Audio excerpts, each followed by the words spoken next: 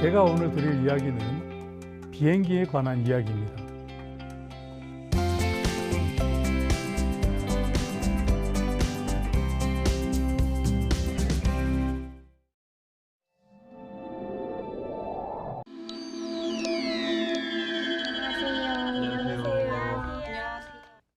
안녕하세요. 양익승입니다. 저는 공군에서 조종사로 근무하다가 민간항공에서 보잉 767과 747 기장으로 일했습니다. 공항에 가면 수백 톤에 이르는 거대한 비행기가 뜨고 내리는 모습을 볼 수 있습니다. 오랫동안 비행한 저에게도 여전히 신기한 모습입니다. 이렇게 거대한 비행기는 과연 어떻게 날 수 있는 걸까요? 비행기가 날 때는 추력과 항력, 양력과 중력이 작용합니다. 추력은 비행기를 밀어주는 힘을 말하는데 바로 엔진이 만들어내는 힘입니다. 추력과 반대 방향으로 작용하는 항력은 비행기가 날 때 부딪히는 공기 저항으로 생기는 앞으로 나가는 것을 방해하는 힘입니다. 중력은 지구가 끌어당기는 힘이지요. 양력은 비행기를 들어 올려서 날 수 있게 만들어주는 힘인데요. 이 양력은 과연 어떻게 만들어지는 것일까요? 이 그림은 비행기 날개를 세로로 자른 단면의 모습입니다. 기본적으로 양력은 날개의 위와 아래를 흐르는 압력의 차이로 발생합니다. 비행기가 공기를 가르고 달려나가면 날개 윗면을 흐르는 공기의 흐름은 아랫면보다 빨라져 윗면의 압력은 아랫면보다 낮아집니다. 날개 밑면에서는 공기의 흐름 속도가 윗면보다 늦어서 윗면보다 상대적으로 높은 압력이 유지됩니다. 압력은 항상 높은 곳에서 낮은 곳으로 작용하므로 위로 떠오르는 힘, 즉 양력이 발생합니다. 받음각은 비행기 날개의 앞단과 공기가 만나는 각도입니다. 받음각도 양력 발생의 중요한 원인 중에 하나인데요. 연은 날개 모양이 아니지만 바람을 받으면 날아오릅니다. 바로 받음각 덕분입니다. 비행기를 타고 가다 보면 비행기가 흔들리는 것을 자주 경험하게 됩니다. 비행기는 공중에서 왜 흔들리는 걸까요? 바로 난기류 때문입니다. 난기류는 움직이는 방향과 속도가 일정하지 않은 기류를 말하는데 바다의 너울이 육지에 부딪히면 산산이 부서지는 것처럼 지구의 대기도 흐르면서 방향이나 속도, 온도 등의 성질이 다른 공기와 부딪히면 어지럽게 부서지고 섞이면서 난기류가 됩니다. 그런 난기류를 만나면 비행기가 흔들리는 것이지요. 지구의 대기는 끊임없이 순환합니다. 기본적으로는 태양열에 데워진 따뜻한 공기는 위로 올라가고 그 밑에는 찬 공기가 채워집니다. 그런 대류의 영향으로 북반구 중위도 지역에는 서쪽에서 동쪽으로 부는 편서풍이 흐릅니다. 적도에서 중위도 사이에서는 동쪽에서 서쪽으로 무역풍이 붑니다. 편서풍 때와 무역풍 사이처럼 바람이 바뀌는 중간지대에서는 강한 난기류가 발생합니다. 고고도 기상도는 여객기가 운항하는 높은 고도의 기상예보도입니다. 비행 전에 조종사가 검토하는 기상 자료 중 하나이죠. 우리나라와 일본의 동쪽 북태평양 지역은 중위도 지역이므로 편서풍이 시속 약 30에서 40km로 부는데 이곳에는 계절에 따라 차이가 있지만 폭이 약 10km에 시속 100km에서 200km 사이 속도로 편서풍을 뚫고 지나가는 바람이 있습니다. 이것을 제트기류라고 합니다. 제트기류는 편서풍을 뚫고 아주 빠른 속도로 움직이기 때문에 이 바람의 주변에는 아주 강한 난기류가 생깁니다. 우리가 흔히 청천난류라고 부르는 클리어 에어 터뷸런스는 이 제트기류 주변에 많이 발생합니다. 청천난류는 눈에 보이지 않고 기상 레이더에도 잡히지 않기 때문에 고고도 기상도를 참고하여 대략적인 위치를 예측할 수밖에 없습니다. 청천난류는 정확한 위치를 알 수 없기 때문에 더 위험하기도 합니다. 여름철 습도가 높고 태양 복서열이 강할 때는 소낙비를 내리게 하는 이렇게 높은 뭉게구름이 생기기도 합니다. 이 구름을 지상에서 보면 하얗고 몽실몽실하여 예쁘게 보입니다. 하지만 구름 속에는 번개가 치고 우박이 있으며 강한 상승기류와 하강기류가 교차합니다. 만약 비행기가 이 구름 속에 들어가면 아주 심하게 흔들리고 우박을 맞을 수도 있어서 비행기는 이 구름을 피해서 운항합니다. 비행기의 기상 레이더는 청천난류를 탐지할 수 없지만 다행히 이런 구름은 탐지할 수 있어서 밖이 잘 보이지 않는 야간에도 피해서 비행할 수 있습니다.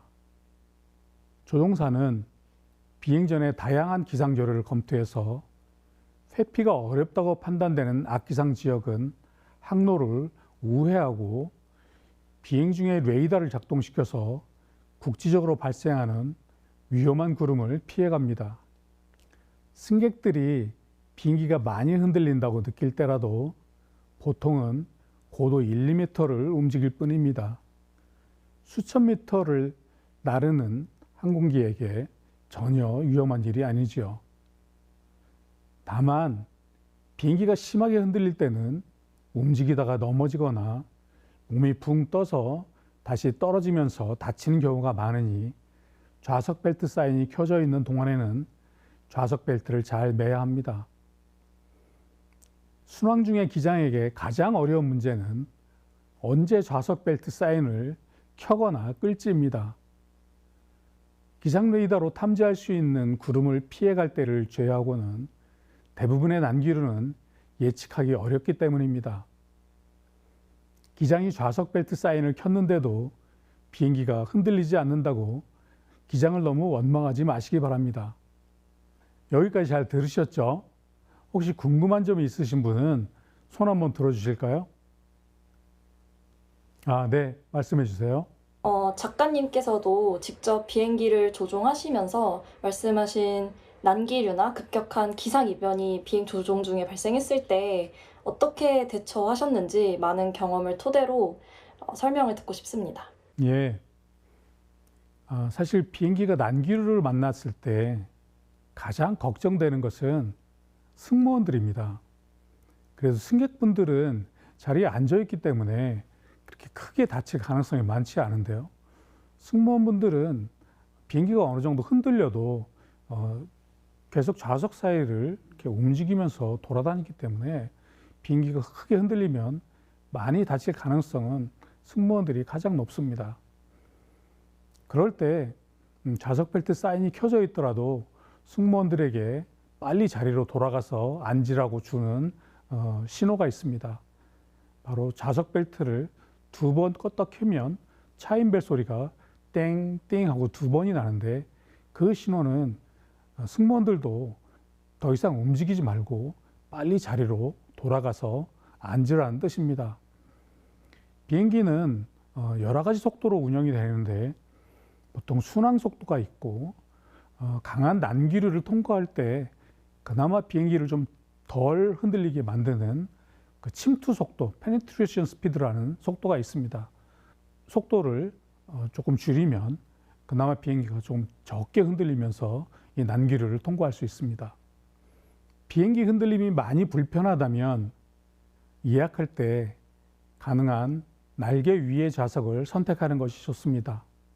작은 비행기보다는 큰 비행기가 난기류의 영향을 적게 받으므로 가능한 큰 비행기를 선택하는 것도 영향을 적게 받을 수 있는 방법입니다. 최근 항공 관련 영화들이 아주 선풍적인 인기를 얻고 있는데요. 영화 탑건 매버릭에는 일반인들이 이해하기 어려운 여러 가지 용어들이 많이 나옵니다. 이 용어들을 이해하면 영화를 훨씬 더 재미있게 보실 수 있습니다. 영화 속에서 가장 많이 등장하는 전투기는 FA-18EF입니다. 비행기 이름의 첫 글자인 F는 공중전투가 주 임무인 전투기 파이터의 첫 글자이고, A는 지상 목표물을 주로 공격하는 공격기 어태커를 의미합니다. 사실 일반적인 전투기도 대부분 지상 목표물을 공격할 수 있는 능력이 있습니다만, 이 비행기는 전투기와 공격기의 임무를 다 할 수 있다는 것을 강조하기 위해서 F와 A를 다 넣어서 이름을 붙였습니다. 뒤에 붙은 EF는 이전 버전인 AB나 CD에 비해서 업그레이드된 버전임을 나타내고, E는 좌석이 하나인 단자 전투기, F는 레이저 가이드 밤을 투하할 때 레이저 조준을 하거나 비행기의 레이더, 무장 등을 관리해주는 조종사가 추가로 필요할 때 사용하는 좌석 2개인 복좌 비행기입니다. 영화 속에는 도그파이터라는 용어가 나옵니다.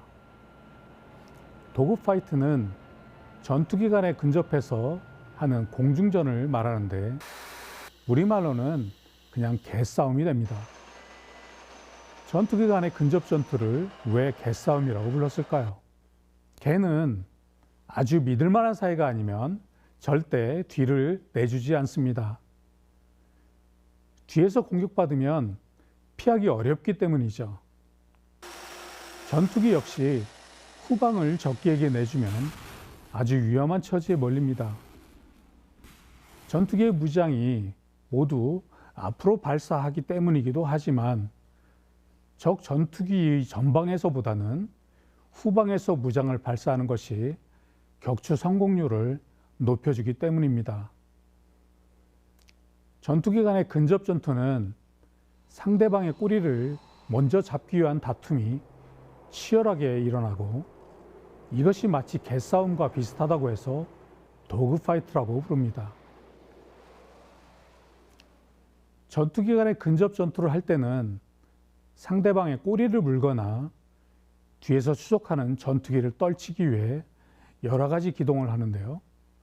코브라 기동은 후방에서 따라오는 적의 전투기를 따돌리기 위해서 하는 기동입니다. 이렇게 하면 앞으로 진행하는 속도가 현저히 느려져서 고속으로 추적하는 후방의 적기를 앞으로 추월시킬 수 있습니다. 이렇게 적기가 앞으로 나가면 아주 유리한 위치에서 공격을 할 수 있습니다. 전투기가 이륙할 때는 터보 가스라이터처럼 꽁무니로 불꽃이 길게 나오는 모습을 볼 수 있습니다. 이것은 애프터버너라고 부르는 장치를 작동시킨 모습인데요. 엔진의 배기가스에 연료를 재분사하여 추력을 크게 증가시키는 장치입니다. 전투기가 이륙을 하거나 아주 높은 추력이 필요한 전투기동 시에 주로 사용하지만, 연료 소모가 매우 크기 때문에 꼭 필요한 경우에만 제한적으로 사용합니다. 영화 속에서 마 10 돌파를 시도하는 비행기는 SR-72입니다. 초음속 정찰기로 유명한 SR-71의 후속기라고 하는데, 사실은 아직 만들어지지 않은 가상의 비행기입니다. 마하는 소리의 속도, 즉 음속의 단위인데요. 마 1은 지상에서 1초에 340m를 가는 속도를 말하고, 마 10이면 1초에 3400m를 가는 속도입니다. 실제로 미국 항공우주청인 나사에서는 마 10 도달을 목표로 2004년 시험 비행을 진행했습니다.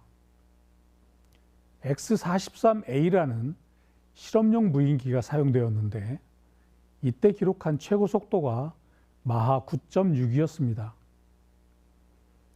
마하 10을 돌파하기 위해서는 여러 가지 기술적 어려움이 있을 수 있지만 현재의 과학기술 수준으로 불가능한 일은 아닙니다. 다만 엄청난 개발비를 투자해서 그렇게 시도할 만한 가치가 있는 일인지에 대한 판단과 결심만 필요한 일입니다. 여러분 강연이 어떠셨나요? 재밌게 들으셨나요? 혹시 저에게 질문할 사항이 있으면 말씀해 주시기 바랍니다. 네, 질문해 주십시오. 초음속 비행을 하면 신체에 이상이 생기는 현상이 발생하는지 궁금합니다. 비행기가 고속으로 날게 되면 비행기 앞단에는 공기들이 압축돼서 이 압축되는 공기층이 생깁니다. 그런데 만약에 초음속을 돌파하게 되면 이 공기 앞단에 아주 강한 충격파가 발생하는데 비행기 자체와 그리고 비행기 안에서는 이 충격파를 전혀 감지할 방법은 없습니다. 전혀 우리가 알지는 못하고요. 다만 이 충격파가 지상으로 내려가면서 지상에서는 꽝꽝 하는 굉장히 큰 소음과 함께 유리창이 심하게 흔들리거나 어떨 때는 유리창이 깨어지기도 하는 그런 충격이 일어납니다. 현재 민간 항공 분야에서는 2명의 조종사 중 1명을 AI로 대체하는 연구가 진행되고 있고 군에서는 인간의 신체적 한계를 벗어나서 인간보다 훨씬 높은 수준의 기동을 할 수 있는 무인 비행기가 점차 활동 영역을 넓히고 있습니다.